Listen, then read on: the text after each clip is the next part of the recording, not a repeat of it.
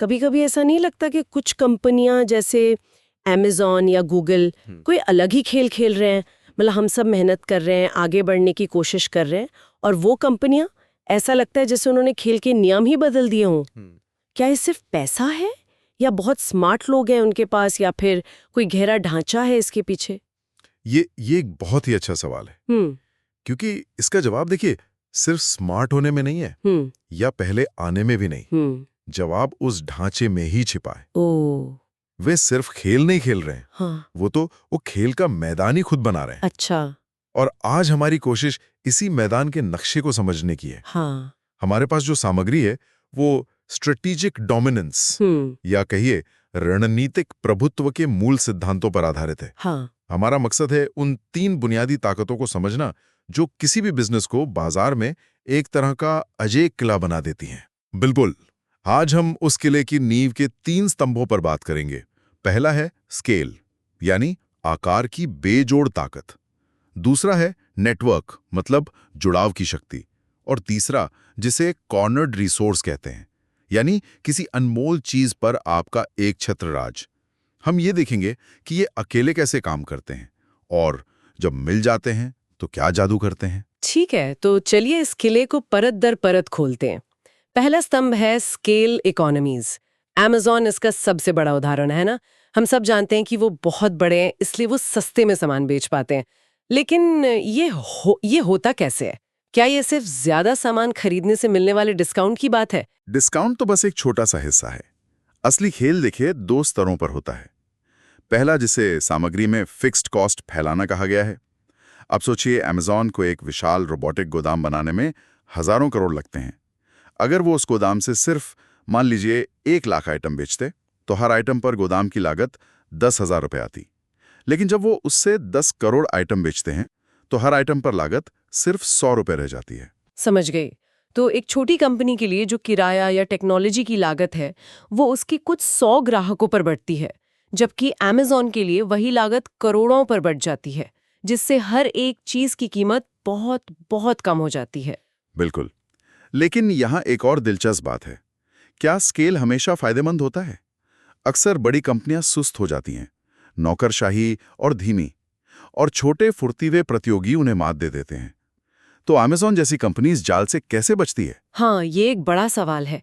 बड़ा होना तो एक बड़े जहाज की तरह है, उसे मोड़ना बहुत मुश्किल होता है। वो बचते हैं क्योंकि उनका असली स्केल सिर्फ गोदामों में नहीं है, उनके डेटा में है। हर बार जब कोई Amazon पर कुछ खोजता है, कुछ खरीदता है या किसी चीज को सिर्फ देखता भी है, तो Amazon का सिस्टम और स्मार्ट हो जाता है। वो सीखते हैं कि किसे क्या पसंद है, अगली कौन सी चीज बाजार में चलेगी, किस चीज को कहाँ स्टोर करना चाहिए ताकि डिलीवरी सबसे तेज हो। ये एक सीखने का चक्र है जो हर सेकंड तेज हो रहा है। तो ये सिर्फ सस्ता बेचने का स्केल नहीं है, ये ज्यादा स्मार्ट होने का स्केल है। और जितना ज्यादा डेटा उनके पास आता है, वो उतने ही स्मार्ट होते जाते हैं। और एक छोटी कंपनी के लिए इस डेटा के पहाड़ की बराबरी करना तो लगभग नामुमकिन है। ठीक पकड़ा। और यही वजह है कि वो या तो अपने कम दाम से बाजार को जीत लेते हैं, या फिर उस बचत को प्राइम वीडियो या एलेक्सा जैसी नई चीजों में लगाकर अपनी पकड़ और मजबूत कर लेते हैं। ये एक ऐसा चक्र है जो खुद को ताकत देता रहता है। लेकिन Amazon की कहानी में एक और हिस्सा है, उनका मार्केट प्लेस, जहां लाखों छोटे बड़े विक्रेता अपना सामान बेचते हैं। यहाँ तो सिर्फ Amazon के बड़े होने की बात नहीं है, यहाँ तो लाखों लोगों के जुड़ाव की बात आ जाती है। क्या यही वो दूसरी शक्ति है जिसकी हम बात कर रहे थे? आपने बिल्कुल सही नस पकड़ी है। ये हमें दूसरे स्तंभ पर ले जाता है, नेटवर्क इकोनॉमीज, या कहिए नेटवर्क का असर। ये शायद आज के डिजिटल युग की सबसे शक्तिशाली ताकत है। फेसबुक या व्हाट्सएप का उदाहरण सोचिए। ये ऐप्स इसलिए कीमती नहीं है कि उनकी टेक्नोलॉजी बहुत अच्छी है, बल्कि इसलिए कि हमारे सारे दोस्त, हमारा परिवार सब वहां है। हाँ, अगर कल कोई व्हाट्सएप से बेहतर मैसेजिंग ऐप बना भी ले, तो उसका कोई फायदा नहीं, अगर उस पर बात करने के लिए कोई है ही नहीं। मुझे अपने सारे दोस्तों को वहां लाना होगा, जो कि बहुत मुश्किल काम है। इसी को सामग्री में स्विचिंग कॉस्ट कहा गया है, मतलब बदलने की लागत। ये सिर्फ पैसे की लागत नहीं है, ये सुविधा की, समय की और रिश्तों के नेटवर्क को छोड़ने की लागत है। पर यहाँ एक और गहरी बात है। सामग्री 2 तरह के नेटवर्क प्रभावों में फर्क करती है। एक है सीधा प्रभाव, जैसा व्हाट्सएप में है। हर नया इंसान नेटवर्क को सबके लिए बेहतर बनाता है। एक और दोस्त, मतलब बात करने के लिए एक और व्यक्ति, सीधा और सरल। लेकिन एक अप्रत्यक्ष नेटवर्क प्रभाव भी होता है जो शायद और भी ज्यादा शक्तिशाली है। वीजा या मास्टर कार्ड के बारे में सोचिए। ये एक क्लासिक मुर्गी और अंडे वाली समस्या है। कोई भी दुकान कार्ड क्यों स्वीकार करेगी जब किसी के पास कार्ड ही नहीं है? और कोई व्यक्ति कार्ड क्यों लेगा जब उसे स्वीकार करने वाली कोई दुकान ही नहीं है? एक मिनट में यहाँ थोड़ा उलझ गई हूँ। शुरुआत में किसी ने तो पहला कदम उठाया होगा, ये समस्या सुलझी कैसे? बहुत अच्छा सवाल है। कंपनियां ऐसे सुलझाने के लिए बहुत ही रचनात्मक तरीके अपनाती हैं। जैसे शुरुआत में वीजा ने बैंकों के जरिए लाखों ग्राहकों को मुफ्त में कार्ड दे दिए और दुकानों को बहुत कम फीस पर साइन अप करवाया। उन्होंने एक तरफ के बाजार को सब्सिडी दी ताकि दूसरी तरफ का बाजार आकर्षित हो। एक बार जब एक तरफ कुछ लोग आ गए तो दूसरी तरफ वाले खुद ब खुद आने लगे और फिर एक ऐसा आत्मनिर्भर चक्र शुरू हो गया जिसे तोड़ना नामुमकिन है। अच्छा, तो उबर ने शायद शुरुआत में ड्राइवरों को भारी इंसेंटिव दिए होंगे। बिल्कुल ताकि प्लेटफॉर्म पर गाड़ियां दिखें। बिल्कुल और जब गाड़ियां दिखने लगी तो यात्री अपने आप आने लगे। बिल्कुल, यही अप्रत्यक्ष नेटवर्क प्रभाव है। यहाँ दो अलग अलग समूह, खरीदार और विक्रेता या ड्राइवर और यात्री, एक दूसरे के लिए मूल्य पैदा करते हैं। और एक बार जब ये चक्र चल पड़ता है तो नेटवर्क खुद ही एक सुरक्षा कवच बन जाता है। तो फिर उन कंपनियों का क्या, जिनके पास ना तो अमेज़न जैसा स्केल है ना फेसबुक जैसा नेटवर्क, फिर भी उन्हें कोई छू नहीं सकता? मैं दवा बनाने वाली कंपनियों के बारे में सोच रही हूँ। फाइजर जैसी कंपनी को कोई नई कंपनी टक्कर क्यों नहीं दे पाती, भले ही उसके पास बहुत पैसा हो? ये हमें हमारे तीसरे और शायद सबसे सीधे स्तंभ पर लाता है, कॉर्नर्ड रिसोर्सेज, यानी किसी अनमोल संसाधन पर आपका एक अधिकार। ये वो गुप्त हथियार है जिसकी आप बात कर रही थी। सामग्री इसे कई श्रेणियों में बांटती है। सबसे स्पष्ट है इंटेलेक्चुअल प्रॉपर्टी, जैसे फाइजर का किसी नई दवा पर 20 साल का पेटेंट। कानूनन उस दौरान कोई और उस फॉर्मूले का इस्तेमाल कर ही नहीं सकता। तो मतलब मुकाबला शुरू होने से पहले ही खत्म हो गया। वे अपनी मनचाही कीमत रख सकते हैं क्योंकि कोई दूसरा विकल्प है ही नहीं। हाँ, लेकिन ये सिर्फ पेटेंट तक सीमित नहीं है। ये कोई भौतिक संसाधन भी हो सकता है, जैसे डी बियर्स कंपनी का हीरो की खदानों पर ऐतिहासिक नियंत्रण, या ये कोई सरकारी लाइसेंस हो सकता है, जैसे किसी खास शहर में 5G स्पेक्ट्रम का अधिकार। क्या एक ब्रांड को भी कॉर्नर्ड रिसोर्स माना जा सकता है? जैसे कोका कोला, उनका फॉर्मूला शायद अब उतना गुप्त न हो, लेकिन उनके ब्रांड का जो भरोसा है, जो पहचान है, उसकी नकल करना तो लगभग नामुमकिन है। ये एक शानदार पॉइंट है। बिल्कुल, एक मजबूत ब्रांड जिसे बनाने में दशकों की मेहनत और अरबों डॉलर लगे हों, वो भी एक तरह का कॉर्नर्ड रिसोर्स है। आप कोका कोला से बेहतर स्वाद वाला कोला बना सकते हैं, लेकिन आप रातों रात वो भरोसा और वो पहचान नहीं बना सकते जो लोगों के मन में बसी हुई है।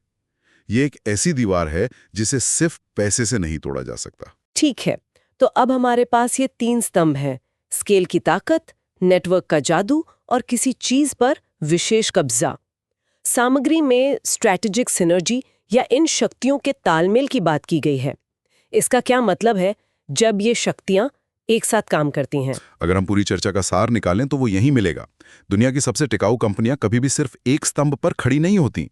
वे इन शक्तियों का एक जाल बुनती हैं जहां हर शक्ति दूसरी को और मजबूत करती है। जैसे एक किले के चारों ओर एक नहीं बल्कि 3 अलग-अलग तरह की दीवारें बना देना। बिल्कुल, एप्पल का उदाहरण देखिए। उनका ऐप स्टोर एक अविश्वसनीय रूप से शक्तिशाली नेटवर्क है जो करोड़ों आईफोन उपयोगकर्ताओं को लाखों ऐप डेवलपर से जुड़ता है। लेकिन यह एक कॉर्नर्ड रिसोर्स भी है क्योंकि एप्पल का पूरे इकोसिस्टम पर पूरा नियंत्रण है। कोई और आईफोन के लिए ऐप स्टोर नहीं बना सकता। वे नियम तय करते हैं, वे हर बिक्री से अपना हिस्सा लेते हैं। और जितने ज्यादा उपयोगकर्ता आईफोन खरीदते हैं, डेवलपर्स के लिए ऐप बनाना उतना ही आकर्षक हो जाता है। और जितने ज्यादा अच्छे ऐप्स बनते हैं, आईफोन खरीदना उतना ही आकर्षक हो जाता है। ये तो एक कभी न टूटने वाला चक्र लगता है। यही सिनर्जी है। अमेज़न को फिर से देखिए। उनके पास अपने गोदामों का जबरदस्त स्केल है, लेकिन उन्होंने इसके ऊपर अपने मार्केट प्लेस का एक विशाल नेटवर्क भी बनाया है। स्केल की वजह से डिलीवरी तेज और सस्ती होती है, जो ज्यादा ग्राहकों को खींचती है, और ज्यादा ग्राहक होने की वजह से ज्यादा विक्रेता मार्केट प्लेस पर आते हैं। नेटवर्क स्केल को मजबूत करता है और स्केल नेटवर्क को। तो इसका सबसे बड़ा सबक ये है कि बाजार में पहले आना उतना जरूरी नहीं है जितना कि एक ऐसी संरचना बनाना जरूरी है जिसे कोई हिला ना सके। एक कमजोर फायदा भले ही आप पहले हो, उसकी नकल बहुत आसानी से की जा सकती है। आपने एकदम सही पकड़ा। ऑर्कुट फेसबुक से पहले आया था, है ना? लेकिन फेसबुक ने एक बेहतर और मजबूत नेटवर्क बनाया। कुंजी ये है कि एक ऐसी व्यवस्था बनाई जाए जो समय के साथ और मजबूत होती जाए। ये सब बड़ी कंपनियों के नजरिए से तो बहुत दिलचस्प है, लेकिन एक आम इंसान या एक छोटे व्यवसाय के लिए इसमें क्या सीख है? मान लीजिए कोई एक छोटा सा स्टार्टअप शुरू कर रहा है जो हाथ से बने सामान बेचने के लिए एक ऑनलाइन प्लेटफॉर्म बनाता है। वो इन सिद्धांतों का इस्तेमाल कैसे कर सकता है? ये सबसे जरूरी सवाल है, क्योंकि ये सिद्धांत सिर्फ अरबों डॉलर की कंपनियों के लिए नहीं है। उस ऑनलाइन प्लेटफॉर्म का उदाहरण लेते हैं। वो अमेज़न से कीमत पर तो लड़ नहीं सकते, तो स्केल का रास्ता तो लगभग बंद है। सही बात है, वो कभी भी 2 दिन में मुफ्त डिलीवरी नहीं दे पाएंगे। लेकिन वो एक नेटवर्क बना सकते हैं। वो सिर्फ सामान बेचने की जगह ना बने, बल्कि कारीगरों और ग्राहकों की एक कम्युनिटी बनाएं। वो कारीगरों के लिए ऑनलाइन वर्कशॉप आयोजित कर सकते हैं, ग्राहकों को कारीगरों से सीधे बात करने का मौका दे सकते हैं। धीरे धीरे लोग वहां सिर्फ सामान खरीदने नहीं आएंगे, बल्कि उस समुदाय का हिस्सा बनने के लिए आएंगे। ये एक छोटा लेकिन मजबूत नेटवर्क प्रभाव होगा। और कॉर्नर्ड रिसोर्स का क्या?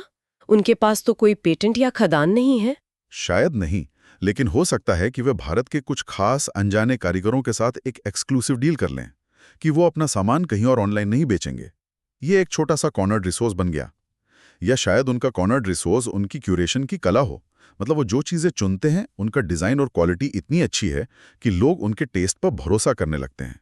ये भरोसा भी एक ऐसा संसाधन है जिसकी नकल करना बहुत मुश्किल है। तो संदेश ये है कि भले ही आप एक छोटा किला बना रहे हों, लेकिन सिद्धांतों का ध्यान रखें। सिर्फ आज की बिक्री के बारे में मत सोचो, बल्कि कल के लिए एक छोटी सी खाई खोदना शुरू करो, एक दीवार की नींव रखो। बिल्कुल। अपनी रणनीति बनाते समय खुद से पूछें, मैं जो कर रहा हूं क्या वो सिर्फ एक अच्छा उत्पाद है, या मैं एक ऐसी संरचना बना रहा हूं जिसे मेरे प्रतियोगी कॉपी नहीं कर सकते? क्या मैं एक समुदाय बना रहा हूं? क्या मेरे पास कोई अनोखी साझेदारी है, या मैं अपने काम को किसी अनोखे तरीके से ज्यादा कुशलता से कर रहा हूं? धैर्य के साथ किसी एक पर ध्यान केंद्रित करना लंबे समय में ज्यादा फायदेमंद होता है। तो आज की हमारी चर्चा का सार ये है कि एक टिकाऊ व्यवसाय बनाने के लिए सिर्फ एक बेहतरीन उत्पाद काफी नहीं है। आपको अपने चारों ओर संरचनात्मक खाई बनानी होगी, चाहे वो आकार का फायदा हो, जुड़ाव का असर हो, या किसी अनमोल संसाधन पर नियंत्रण हो। और असली जादू तब होता है जब आप इन सब को मिला देते हैं। सही कहा। अंतिम लक्ष्य एक ऐसा व्यवसाय बनाना है जिसकी नकल करना दूसरों के लिए मुश्किल, महंगा या लगभग असंभव हो। जब आपके प्रतियोगी आपको देखकर कहें, यार हम ये नहीं कर सकते, तब आप जानते हैं कि आपने एक सच्चा रणनीतिक लाभ हासिल कर लिया है। और ये बात सिर्फ व्यापार पर ही नहीं, शायद हम सबके अपने करियर पर भी लागू होती है। दिलचस्प, कैसे? हम एक ऐसी दुनिया में हैं जहां कोई भी ऑनलाइन कोर्स करके कोई भी नई स्किल सीख सकता है। जानकारी की कोई कमी नहीं है। ऐसे में वो कौन सा एक कॉर्नर्ड रिसोर्स या विशेष संसाधन है जिसे कोई भी व्यक्ति अपने लिए बना सकता है, जिसकी कोई और आसानी से नकल न कर सके? क्या ये आपका अनोखा अनुभव है, या आपका एक बहुत मजबूत व्यक्तिगत नेटवर्क, या फिर 2-3 अलग-अलग क्षेत्रों के ज्ञान को जोड़ने की आपकी अनोखी क्षमता? शायद असली करियर सुरक्षा किसी स्किल में नहीं, बल्कि एक ऐसे व्यक्तिगत किले को बनाने में है जिसकी नकल करना नामुमकिन हो। नमस्कार। आज की हमारी चर्चा एक बहुत ही दिलचस्प सवाल पर है कि टॉप पर पहुंचना ज्यादा मुश्किल है या फिर टॉप पर बने रहना। हमारे पास जो स्रोत हैं वो इसी बात की गहराई में जाते हैं कि कुछ कंपनियां दशकों तक अपनी बादशाहत कैसे बनाए रखती हैं, जबकि दूसरी कंपनियां वो तो कुछ ही सालों में गायब हो जाती हैं। और इसका जवाब वो सिर्फ एक बेहतर प्रोडक्ट बनाने में नहीं है। नहीं, ये उससे कहीं ज्यादा गहरा है। जो सफल कंपनियां होती हैं वो अपने बिजनेस के चारों ओर एक खाई बनाती हैं, एक मोट, जिसे पार करना उनके प्रतिस्पर्धियों के लिए लगभग नामुमकिन हो जाता है। तो आज हम ऐसी 4 रणनीतिक दीवारों की बात करेंगे जो इन किलों को मजबूत बनाती हैं। ये है counter positioning, switching costs, branding और प्रोसेस पावर। ये सुनने में तो बड़े भारी शब्द लगते हैं, लेकिन असल में ये बहुत दिलचस्प आइडिया है। चलिए शुरू करते हैं काउंटर पोजिशनिंग से। मुझे ये कॉन्सेप्ट बहुत ही पसंद आया। ये तो एक तरह का कॉर्पोरेट जुजित्सु है। जहां आप एक बड़ी कंपनी की ताकत को ही उसकी कमजोरी बना देते हैं। क्या मैं सही समझ रहा हूं? बिल्कुल सही। क्या शानदार एनालॉजी है। काउंटर पोजीशनिंग का मतलब ही यही है। आप बाजार में एक ऐसा बिजनेस मॉडल लेकर आते हैं जिसकी नकल करना पुरानी स्थापित कंपनी के लिए नामुमकिन होता है, क्योंकि अगर वो ऐसा करेंगे तो उनका अपना जो मुनाफे वाला बिजनेस है वो ही तबाह हो जाएगा। तो वो एक तरह के जाल में फंस जाते हैं। यानी वो मशहूर इनोवेटर्स डायलेमा। और इसका सबसे क्लासिक उदाहरण तो जाहिर है नेटफ्लिक्स और ब्लॉकबस्टर का है। हाँ, ब्लॉकबस्टर को पता था कि स्ट्रीमिंग आ रही है, ऐसा तो नहीं था कि वो अनजान थे। बिल्कुल। लेकिन वो करें तो क्या करें? अगर वो अपनी स्ट्रीमिंग सर्विस शुरू करते तो उनके हजारों स्टोर्स का क्या होता, जहां से उनकी मोटी कमाई आती थी, खासकर उन लेट फीस से जिनसे हम सब नफरत करते थे। बिल्कुल। उनका पूरा सिस्टम, उनका रियल एस्टेट, उनके कर्मचारी, सब कुछ फिजिकल डीवीडी रेंटल के लिए ही बना था। तो नेटफ्लिक्स के मॉडल को अपनाना सिर्फ एक नया प्रोडक्ट लॉन्च करना नहीं था, ये तो अपनी ही कंपनी को खत्म करने जैसा था। और इसी हिचकिचाहट ने, इसी दुविधा ने नेटफ्लिक्स को वो मौका दिया जिसकी उसे जरूरत थी। ब्लॉकबस्टर के लिए एक्शन लेने की कीमत एक्शन न लेने की कीमत से ज्यादा लग रही थी, जब तक कि बहुत देर नहीं हो गई। लेकिन क्या ये रणनीति सिर्फ स्टार्टअप्स के लिए काम करती है, या कोई बड़ी कंपनी भी इसे दूसरी बड़ी कंपनी के खिलाफ इस्तेमाल कर सकती है? ये एक बहुत अच्छा सवाल है। ज्यादातर तो ये नए खिलाड़ियों के लिए ही कारगर होता है, लेकिन हाँ, कभी-कभी बड़ी कंपनियां भी इसका इस्तेमाल करती हैं। वो एक अलग इंडिपेंडेंट यूनिट या ब्रांड बनाकर ऐसा करने की कोशिश करती हैं, ताकि उनकी मुख्य कंपनी को नुकसान ना पहुंचे। पर अक्सर इसमें वे सफल नहीं हो पाती, क्योंकि वो जो अंदरूनी राजनीति होती है और संसाधनों का बंटवारा, वो आड़े आ जाता है। वो अपने नए बच्चे को पुराने पैसे कमाने वाले बच्चे के खिलाफ खड़ा करने से डरते हैं। ठीक है, तो काउंटर पोजीशनिंग से आपने बाजार में अपनी जगह बना ली। अब आपके पास ग्राहक हैं। सवाल यह है कि उन्हें अपने साथ बनाए कैसे रखें। यही पर शायद दूसरी रणनीति स्विचिंग कॉस्ट्स काम आती है ना? हाँ, अब खेल बचाव का है। स्विचिंग कॉस्ट का मतलब वो हर रुकावट है जो एक ग्राहक को आपका प्रोडक्ट छोड़कर किसी और का प्रोडक्ट अपनाने से रोकती है। और ये सिर्फ पैसों की बात नहीं है, ये समय भी हो सकता है, मेहनत, सीखने की प्रक्रिया और भावनात्मक जुड़ाव भी। कंपनियां जानबूझकर ये घर्षण या फ्रिक्शन पैदा करती हैं। और इसका सबसे बड़ा खिलाड़ी तो शायद एप्पल है। उनका इकोसिस्टम एक मजबूत किले जैसा है। बिल्कुल, अगर किसी के पास आईफोन, मैकबुक और एयरपॉड्स हैं तो उनके सारे ऐप्स, डेटा, पासवर्ड, फोटो सब कुछ एक दूसरे से जुड़े हैं। किसी के लिए एंड्रॉयड पर जाना सिर्फ एक नया फोन खरीदना नहीं है, वो तो अपनी पूरी डिजिटल जिंदगी को दोबारा बनाने जैसा है। अरे यहां तक कि वो जो नीले और हरे रंग के मैसेज बबल्स हैं ना, वो भी एक मनोवैज्ञानिक स्विचिंग कॉस्ट है। आपने बिल्कुल सही नस पकड़ी है। ये एक शानदार उदाहरण है। और यहाँ सिर्फ इकोसिस्टम ही नहीं, नेटवर्क इफेक्ट्स भी काम करते हैं। जैसे iMessage इसलिए ज़्यादा कीमती है क्योंकि बहुत सारे दूसरे आईफोन यूजर्स उसे इस्तेमाल करते हैं। हर नया यूजर नेटवर्क को दूसरों के लिए और भी ज़्यादा मजबूत बना देता है। और B2B में, मतलब बिजनेस टू बिजनेस की दुनिया में, ये और भी ज़्यादा मजबूत होता है।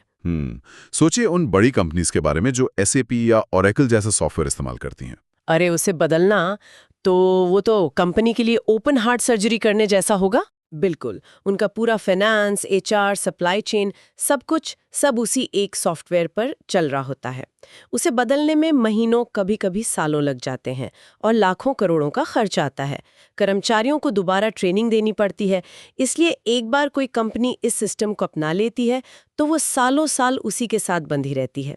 ये एक बहुत ही मजबूत और टिकाऊ बिजनेस मॉडल है। लेकिन एक मिनट, क्या ये ग्राहकों के लिए थोड़ा अनैतिक नहीं है? मतलब क्या हम उन्हें एक तरह से जाल में नहीं फंसा रहे हैं जहां से निकलना बहुत मुश्किल है? ये एक बहुत जरूरी सवाल है और यह एक बहुत पतली रेखा है।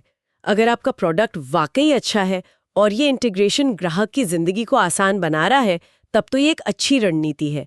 लेकिन अगर आपका प्रोडक्ट खराब है और आप सिर्फ स्विचिंग कॉस्ट के दम पर ग्राहकों को रोक रहे हैं, तो लंबे समय में ये उल्टा पड़ सकता है। ग्राहक फंसा हुआ महसूस करेगा और जैसे ही कोई बेहतर और आसान विकल्प मिलेगा, वो आपको छोड़ देगा। आजकल रेगुलेटर्स भी इस पर नजर रख रहे हैं, खासकर बड़ी टेक कंपनियों के मामले में। तो ये तो हुई ग्राहकों को तकनीकी रूप से बांधने की बात, लेकिन उन्हें भावनात्मक रूप से कैसे जोड़ा जाए? मेरे ख्याल से यहीं पर तीसरी और शायद सबसे जानी पहचानी रणनीति आती है, ब्रांडिंग। हाँ, और ब्रांडिंग वो सिर्फ एक अच्छा लोगो या विज्ञापन नहीं है।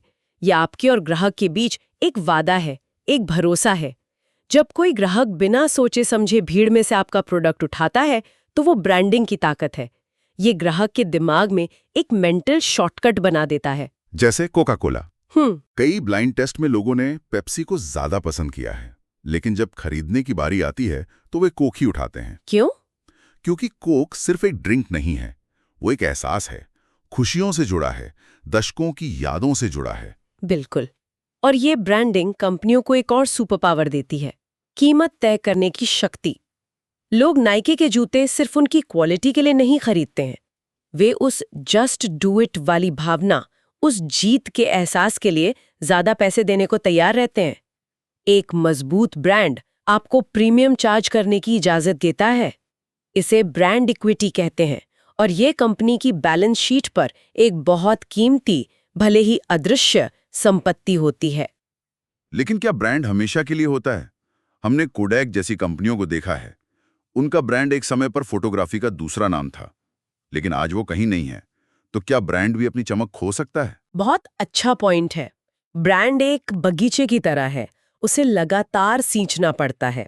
कोडैक ने अपने ब्रांड को डिजिटल फोटोग्राफी के नए दौर में अपडेट नहीं किया। वो कोडैक मूवमेंट को फिल्म से डिजिटल में नहीं ले जा पाए। उन्होंने सोचा कि उनका ब्रांड उन्हें बचा लेगा, लेकिन वो टेक्नोलॉजी में पीछे रह गए। तो एक मजबूत ब्रांड आपको गलतियां करने का थोड़ा समय तो दे सकता है, लेकिन ये एक खराब प्रोडक्ट या गलत बिजनेस रणनीति का तोड़ नहीं है।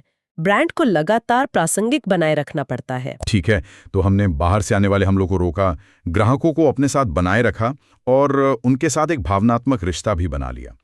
अब आते हैं चौथी और आखिरी रणनीति पर, जो कंपनी के अंदर की बात है, प्रोसेस पावर। ये सुनने में थोड़ा बोरिंग लगता है, लेकिन स्रोतों के हिसाब से ये शायद सबसे मजबूत खाई है। बोरिंग जरूर लग सकता है, लेकिन ये सच में सबसे मुश्किल चीज है जिसकी नकल की जा सकती है। प्रोसेस पावर का मतलब है कि आपके काम करने का तरीका ही आपकी सबसे बड़ी ताकत है। ये आपकी कंपनी का सीक्रेट सॉस है। ये उन छोटी छोटी चीजों, प्रक्रियाओं और संस्कृति का मेल है जिसे कोई बाहर वाला देखकर कॉपी नहीं कर सकता। इसका क्लासिक उदाहरण तो टोयोटा प्रोडक्शन सिस्टम है। बिल्कुल। दशकों तक दूसरी कार कंपनियां उनके कारखानों में जाती थीं, उनके रोबोट्स को देखती थीं, उनकी असेंबली लाइन को स्टडी करती थीं, लेकिन वापस आकर वे वैसी क्वालिटी और एफिशिएंसी हासिल नहीं कर पाती थीं। ऐसा क्यों? वे क्या मिस कर रहे थे? वे क्यों को मिस कर रहे थे? वो क्या और कैसे तो देख सकते थे, लेकिन उसके पीछे की सोच को नहीं। टोयोटा की संस्कृति काइजन यानी निरंतर सुधार पर आधारित है। वहां हर कर्मचारी को यह अधिकार है कि वो प्रोडक्शन लाइन को रोक दे अगर उसे कोई गड़बड़ी दिखे। ये एक तरह का मौन ज्ञान है, टैसिट नॉलेज, जो कर्मचारियों के दिमाग में टीम के काम करने के तरीकों में बसा होता है। आप इसे किसी मैनुअल में लिखकर कॉपी नहीं कर सकते। वाह, मतलब ये तकनीक के बारे में नहीं है, बल्कि लोगों और संस्कृति के बारे में ज्यादा है। आज के जमाने में इसका कोई अच्छा उदाहरण है? अमेज़न का फुलफिलमेंट नेटवर्क एक बेहतरीन उदाहरण है। कोई भी कंपनी बड़े बड़े गोदाम बना सकती है और रोबोट्स खरीद सकती है, लेकिन अमेज़न ने पिछले 20 सालों में ग्राहकों के डेटा, लॉजिस्टिक्स के अनुभव और लगातार प्रयोगों से जो सिस्टम बनाया है, उसकी नकल करना लगभग नामुमकिन है। एक दिन में डिलीवरी देने का वादा करना आसान है, लेकिन उसे लाखों प्रोडक्ट्स के लिए लगातार मुनाफे के साथ करना, ये उनकी प्रोसेस पावर है। ये उनके डीएनए में है। तो अब इन चारों को एक साथ रख कर देखते हैं। Counter positioning, switching costs, branding और प्रोसेस पावर। ये तो ऐसा लग रहा है जैसे एक किले की सुरक्षा के लिए आपने 4 अलग-अलग तरह की दीवारें खड़ी कर दी हों। बिल्कुल। और सबसे मजबूत कंपनियां इन चारों का इस्तेमाल करती हैं। एप्पल को ही देख लीजिए। उनके पास जबरदस्त ब्रांडिंग है, उनका इकोसिस्टम हाई स्विचिंग कॉस्ट बनाता है, उनकी डिजाइन और सप्लाई चेन मैनेजमेंट एक तरह की प्रोसेस पावर है। और जब उन्होंने आईफोन लॉन्च किया तो ये टेलीकॉम कंपनियों के बिजनेस मॉडल के लिए एक तरह का काउंटर पोजिशनिंग हमला था। जब ये सभी खाइयां एक साथ काम करती हैं तो किला लगभग अभेद्य हो जाता है। लेकिन यहाँ एक बड़ा सवाल ये भी है कि बचाव करते करते कहीं आप सुस्त तो नहीं हो जाते? क्या ये खाइयां आपको बाहरी दुनिया से काट तो नहीं देती? ये इन रणनीतियों का सबसे बड़ा खतरा है। बचाव एक एक्टिव काम है, पैसिव नहीं। आपको लगातार अपनी खाइयों की मरम्मत करनी पड़ती है, उन्हें और गहरा करना पड़ता है। अगर आप बस ये सोचकर बैठ जाएं कि आपका ब्रांड या आपका इकोसिस्टम आपको हमेशा बचाता रहेगा, तो आप गलती कर रहे हैं। कोई ना कोई उस खाई को पार करने या उसकी नीचे से सुरंग खोदने या शायद उड़कर उसे पार करने का नया तरीका निकाल ही लेगा। सफलता अक्सर आत्मसंतुष्टि को जन्म देती है और आत्मसंतुष्टि ही पतन का पहला कदम है। तो आज की इस पूरी चर्चा का निचोड़ ये है कि बाजार में टिके रहने के लिए आपको लगातार अपने बिजनेस के चारों ओर ऐसी बाधाएं खड़ी करनी पड़ती हैं जिन्हें पार करना मुश्किल हो। ये सिर्फ हमला करने के बारे में नहीं है, बल्कि मजबूती से बचाव करने के बारे में भी है। सही कहा। ये सब एक मजबूत किला बनाने की रणनीति के बारे में है। लेकिन मैं सुनने वालों के लिए एक सवाल छोड़ना चाहूंगी। ये हर बिजनेस लीडर और इनोवेटर के लिए सोचने वाली बात है। कहीं आपकी बनाई गई ये खाई आपके महल की रक्षा तो कर रही है, लेकिन साथ ही क्या ये एक आरामदायक जेल भी बन रही है, जो आपको उस अगले बड़े खतरे को देखने से रोक रही है, जो किसी बिल्कुल ही अप्रत्याशित दिशा से आने वाला है? ये सोचना ही मतलब कमाल है कि कुछ कंपनियां वो सिर्फ कामयाब नहीं होती, बल्कि दशकों तक टॉप पर बनी रहती हैं। मतलब गूगल, एप्पल, अमेज़न, ये सिर्फ कंपनियां नहीं हैं, ये तो हमारी जिंदगी का हिस्सा बन चुकी हैं। तो क्या ये सब बस किस्मत का खेल है या इसके पीछे कोई छिपा हुआ कोड है? आज हम दिए गए स्रोतों के आधार पर इसी कोड को समझने की कोशिश करेंगे। हम बात करेंगे स्ट्रैटेजी इन मोशन के आइडिया पे, यानी वो गतिशील रणनीति जो इन कंपनियों को लगभग अजेय बना देती है। हम ये समझने की कोशिश करेंगे कि ये कंपनियां अपनी स्पेशल पावर को टाइम के साथ कैसे न सिर्फ बचाती हैं, बल्कि और ज्यादा मजबूत बनाती हैं। बिल्कुल सही कहा। और यहाँ सबसे बड़ी बात यह है कि सिर्फ एक कंपैरेटिव एडवांटेज, मतलब एक बढ़त होना काफी नहीं है। अच्छा, वो तो कोई भी बना सकता है। असली खेल है उसे लगातार विकसित करने का। जैसा इन सोर्सेज में बताया गया है, इस कोड के 3 मुख्य हिस्से हैं। ओके। पहला, ताकत हासिल करने का रास्ता क्या है। दूसरा, वो ताकत वक्त के साथ और मजबूत कैसे होती है। और तीसरा, सबसे जरूरी, इन ताकतों की परतें चढ़ाकर एक ऐसा किला कैसे बनाया जाए जिसे कोई भेद न सके। वाह! तो चलिए फिर इस कोड को परत दर परत खोलते हैं और देखते हैं कि ये असल दुनिया में कैसे काम करता है। ठीक है, तो इस कोड का पहला हिस्सा है द पाथ टू पावर। इसका मतलब क्या है? क्या ये बस एक के बाद एक सही कदम उठाने के बारे में है? एक तरह से हाँ, लेकिन ये उससे कहीं ज्यादा गहरा है। सोर्सेज बताते हैं कि ये किस्मत की बात नहीं, बल्कि एक बहुत ही सोची समझी, अनुशासित प्रक्रिया है। कंपनियां अचानक से शक्तिशाली नहीं बनती। वे पहले उन ताकतों से शुरुआत करती हैं जिन्हें हासिल करना मुमकिन हो, और फिर धीरे धीरे उन पर दूसरी ताकतों की परतें चढ़ाती हैं। अच्छा। मकसद ये नहीं कि 1-2 लड़ाइयां जीत ली। मकसद है एक ऐसा क्यूमुलेटिव इम्पैक्ट बनाना, एक ऐसा संचयी प्रभाव कि सामने वाला समझ ही ना पाए कि उसे लड़ना किससे है। और यहीं पर नेटफ्लिक्स का उदाहरण एकदम फिट बैठता है। आज हम नेटफ्लिक्स को ओरिजिनल कंटेंट का बादशाह मानते हैं, पर इन दस्तावेजों के मुताबिक उन्होंने शुरुआत वहां से नहीं की थी। नहीं, बिल्कुल नहीं। उनका पहला कदम बहुत अलग था। क्या था वो? उनका पहला कदम था कंटेंट लाइसेंसिंग। यानी उन्होंने दूसरे स्टूडियो की फिल्में और टीवी शो दिखाने के अधिकार खरीदे। अच्छा। ये बिजनेस की भाषा में कॉर्नर्ड रिसोर्स कहलाता है, यानी एक ऐसे जरूरी संसाधन पर कब्जा कर लेना जो दूसरों के पास आसानी से उपलब्ध ना हो। हाँ। उन्होंने एक विशाल लाइब्रेरी बना ली। तो ये उनकी पहली ताकत थी, कंटेंट का खजाना। लेकिन फिर उन्होंने दूसरा कदम उठाया जिसने सब कुछ बदल दिया, अपना स्ट्रीमिंग प्लेटफॉर्म। और ये एक बहुत बड़ा दाव था। स्रोत इसे काउंटर पोजिशनिंग कहते हैं। Counter positioning? हाँ, मतलब उस वक्त केबल टीवी और डीवीडी रेंटल का जमाना था। नेटफ्लिक्स में मॉडल उनके बिल्कुल खिलाफ था। ये एक तरह से इंडस्ट्री को चुनौती देना था। एक मिनट, यहाँ पर रोकना चाहूंगी। क्या ये काउंटर पोजिशनिंग वाला आइडिया उस वक्त बहुत बड़ा जोखिम नहीं था? मतलब केबल कंपनियां तो मजे में थीं, ब्लॉकबस्टर जैसी कंपनियां हर कोने पर थीं। हाँ, नेटफ्लिक्स तो एक तरह से पूरे सिस्टम के खिलाफ जा रहा था। और यही तो बात है, असली ताकतें अक्सर ऐसे ही जोखिम भरे कदमों से पैदा होती हैं। उन्होंने सिर्फ कंटेंट नहीं बेचा, बल्कि उसे डिलीवर करने का एक बेहतर, ज्यादा सुविधाजनक तरीका बनाया। और जैसे जैसे लोग उनके प्लेटफॉर्म पर आए, उनका डेटा बेहतर होता गया, उनके सुझाव बेहतर होते गए, और इससे एक नेटवर्क इफेक्ट बना। मतलब प्लेटफॉर्म जितने ज्यादा लोग इस्तेमाल करते, उतना ही बेहतर होता जाता। एग्जैक्टली। ये उनकी दूसरी शक्ति बन गई। और फिर आया तीसरा और सबसे बड़ा दाव, original content. Stranger things, money heist, the crown. इसने नेटफ्लिक्स को सिर्फ एक प्लेटफॉर्म से एक क्रिएटर बना दिया। उनकी ब्रांडिंग आसमान छूने लगी। और इसने एक और मजबूत चीज बनाई, स्विचिंग कॉस्ट। अब अगर किसी को ये शो देखने हैं तो उसके पास नेटफ्लिक्स के अलावा कोई और चारा नहीं है। सही बात है। कस्टमर के लिए प्लेटफॉर्म छोड़ना बहुत मुश्किल हो गया। हाँ। तो आप पैटर्न देखिए, एक रिसोर्स से शुरू किया, लाइसेंसिंग से, फिर एक टेक्नोलॉजी मतलब स्ट्रीमिंग प्लेटफॉर्म बनाया, और फिर एक ब्रांड खड़ा कर दिया ओरिजिनल कंटेंट के साथ। हाँ, ये एक सोची समझी योजना थी, कोई संयोग नहीं। लेकिन क्या हम इसे हाइंडसाइट में नहीं देख रहे हैं? मतलब क्या उस वक्त नेटफ्लिक्स को सच में पता था कि वो 3 कदम आगे का ये खेल खेल रहे हैं, या वो बस अगला सही कदम उठा रहे थे और किस्मत ने साथ दिया? ये एक बहुत अच्छा सवाल है। शायद उन्हें पूरी तस्वीर साफ साफ न दिखी हो, लेकिन उनकी दिशा वो स्पष्ट थी। वे लगातार अपनी ताकत बढ़ा रहे थे। और यही पैटर्न हमें टेस्ला में भी दिखता है। उनकी शुरुआत हुई एक खास बैटरी टेक्नोलॉजी से, जो उनका कॉर्नर्ड रिसोर्स था। सही कहा, दूसरों के मुकाबले उनकी बैटरी टेक्नोलॉजी कहीं बेहतर थी। बिल्कुल। और उसके बाद उन्होंने वो किया जो शायद ही कोई सोच सकता था, बड़े पैमाने पर मैन्युफैक्चरिंग।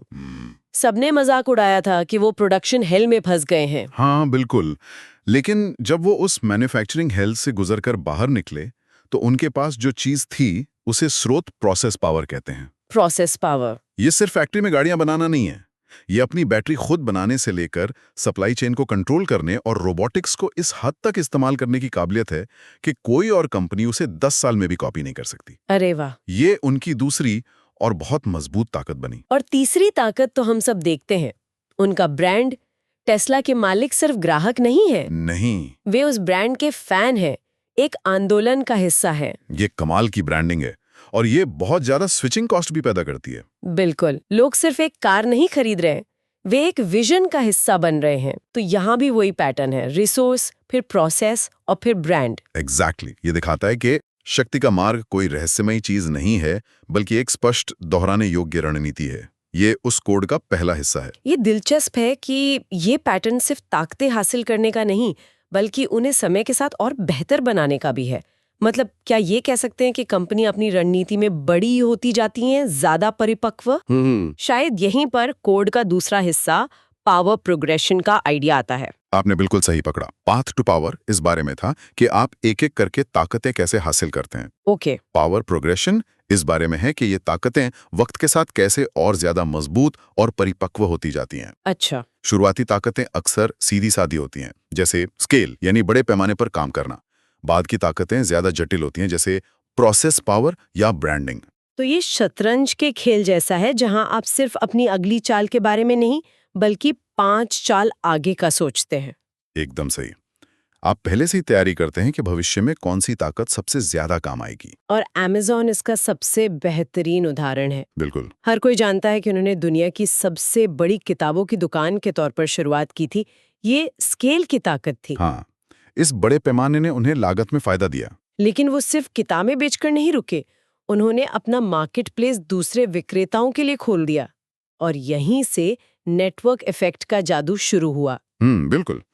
जितने ज्यादा विक्रेता आए उतने ज्यादा ग्राहक आए, और जितने ज्यादा ग्राहक आए उतने ज्यादा विक्रेता आए। ये एक कभी न रोकने वाला चक्र बन गया। और फिर उन्होंने अपनी असली ताकत पर काम करना शुरू किया, जो आज भी बेजोड़ है, उनकी प्रोसेस पावर। उनकी डिलीवरी और लॉजिस्टिक्स प्रणाली, वो तो एक कला है। हाँ, 2 दिन में डिलीवरी, फिर 1 दिन में, और अब कुछ घंटों में। ये एक ऐसी क्षमता है जिसे बनाने में दशकों लगते हैं और जिसकी नकल करना लगभग नामुमकिन है। ये सिर्फ सामान भेजना नहीं है, ये डेटा, वेयरहाउसिंग और टेक्नोलॉजी का एक जटिल जाल है। और आज Amazon कहाँ है? वो सिर्फ एक ऑनलाइन स्टोर नहीं है, वो एक पूरा इकोसिस्टम है। बिल्कुल। प्राइम वीडियो है, Amazon वेब सर्विसेज है, एलेक्सा है, सब कुछ एक दूसरे से जुड़ा हुआ है।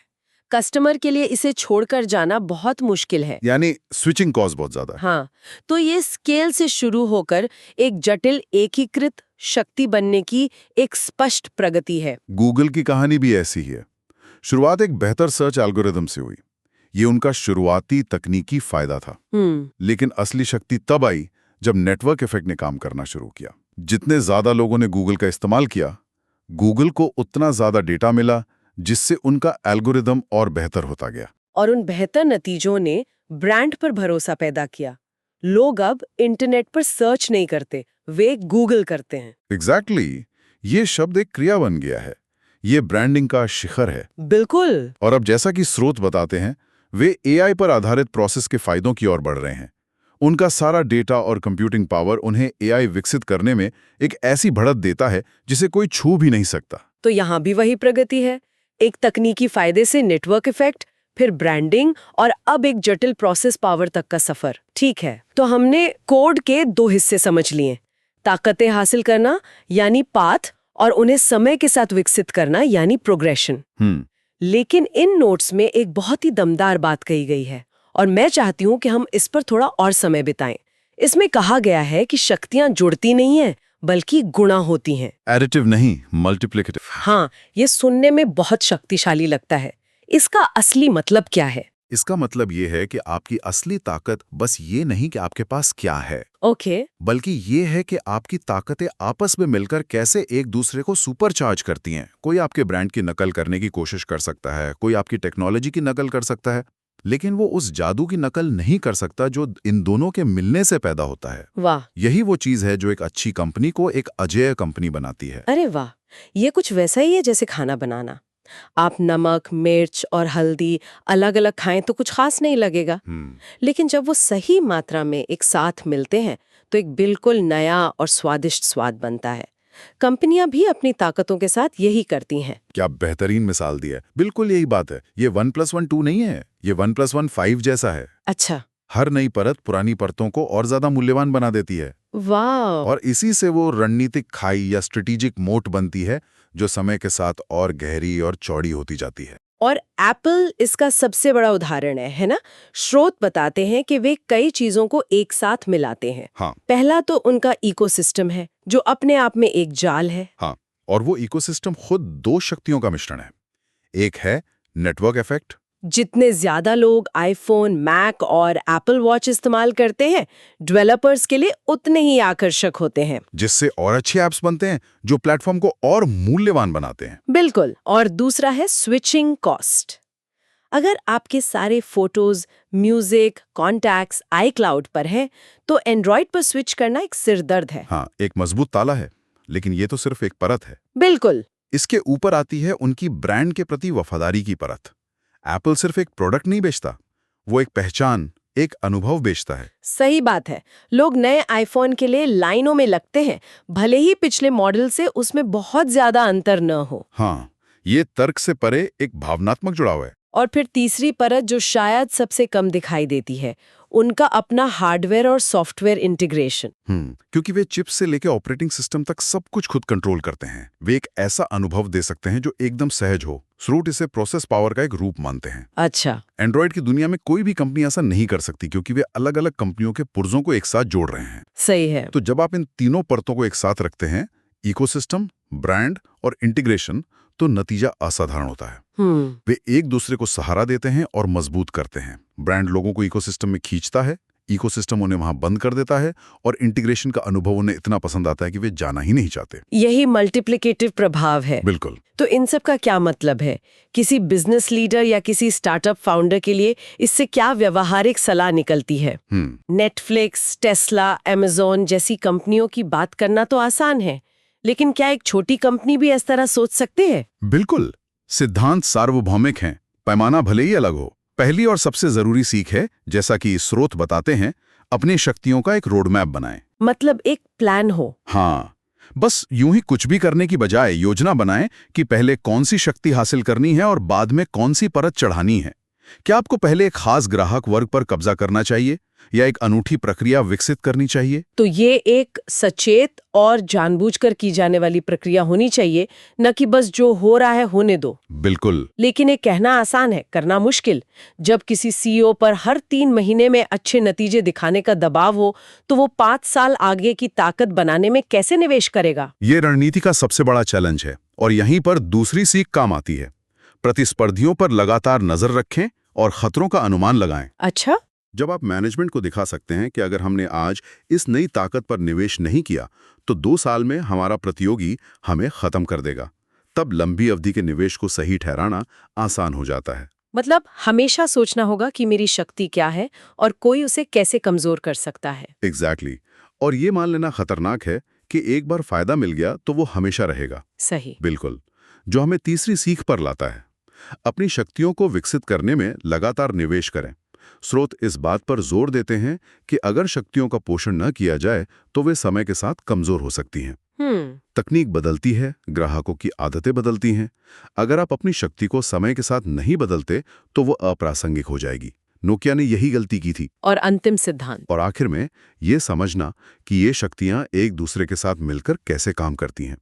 ये सिर्फ शक्तियों की एक लिस्ट बनाने के बारे में नहीं है, यह समझने के बारे में है कि आपकी ब्रांडिंग आपकी स्विचिंग कॉस्ट को कैसे मजबूत करती है, या आपकी प्रोसेस पावर आपके नेटवर्क इफेक्ट को कैसे बढ़ाती है। जब आप इन अंतर संबंधों को समझ जाते हैं, तभी आप वास्तव में एक स्थायी गुणात्मक फायदा बना सकते हैं।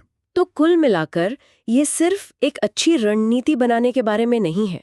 ये लगातार बदलती दुनिया में एक स्थायी फायदा बनाने के लिए सक्रिय रूप से इन शक्तियों का निर्माण करने, उनकी परतें चढ़ाने और उन्हें समय के साथ विकसित करने के बारे में है।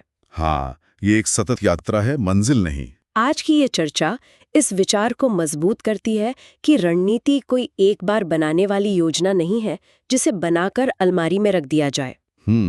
यह एक बगीचे की तरह है जिसे लगातार सींचना पड़ता है, खरपतवार हटानी पड़ती हैं और मौसम के अनुसार ढालना पड़ता है। बिल्कुल सही कहा। और अगर शक्तियों की इन परतों का निर्माण ही बाजार में दबदबा बनाने की कुंजी है, जैसा कि हमारे स्रोतों से पता चलता है, तो एक सवाल मन में आता है, एक बहुत जरूरी सवाल। क्या सवाल? तब क्या होता है जब किसी कंपनी को मौलिक रूप से बदलने की जरूरत पड़ती है, जब कोई ऐसी नई तकनीक या बाजार में बदलाव आता है जो आपके पूरे बिजनेस मॉडल को ही पुराना बना दे? क्या यही अभेद्य किला, यही शक्तियों की परतें जिन्हें बनाने में दशकों लगे हैं, एक जेल बन सकती हैं जो दुनिया के बदलने पर कंपनी को तेजी से दिशा बदलने से रोकती हैं? इस विचार के साथ आज की चर्चा समाप्त करते हैं।